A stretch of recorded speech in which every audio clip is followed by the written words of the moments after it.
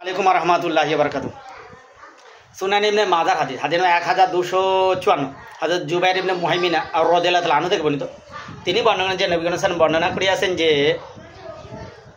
হে আব্দে মান্নাফের বংশধরেরা, তোমরা এই ঘর কাবা বাইতুল্লাহ তওয়াফ ও নামাজ আদায় করতে দিনে বা রাতে কাউকে নিষেধ করবে না।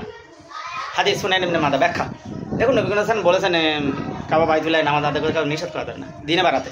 এই হিসেবে আমাদের মসজিদে আমরা এখন আমাদের সালাফি মসজিদ, হানাফি মসজিদ, মালিকি মসজিদ, হাম্বলি মসজিদ, আলে হাদিস মসজিদ, আমাদের ওয়াহাবিদের মসজিদ, আমাদের ফকরেমাতিদের আলাদা মসজিদ, আমাদের সুন্নিদের আলাদা মসজিদ, আমাদের শিয়াদের আলাদা মসজিদ, বিশেষ করে আমাদের বিভিন্ন মানুষের মসজিদ।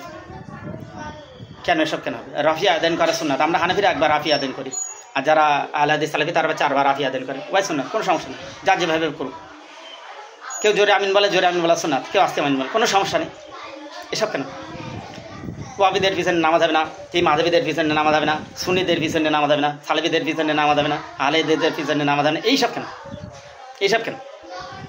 এটা আমাদের জন্য হাইব্রিড লজ্জা। মসজিদ রাখতে হবে, আর সেটাও মুক্ত থাকবে জনগণের জন্য দিনে বাড়াতে। কারণ আমাদের পরিবেশ অধিকারে খর্ব করা হবে না। অবশ্যই মনে রাখা উচিত, আমরা যেসব মাঝাবি দ্বন্দ্ব নিয়ে রয়েছি প্রকারান্তে নবী করিম সাল্লাল্লাহু আলাইহি ওয়াসাল্লাম যেভাবে বলেছেন সেভাবে আবার বলে এদের পিছনে নামাজ হবে না, ওদের পিছনে হবে না, ওদের পিছনে, সে সবচেয়ে বড় টাটকা শয়তান।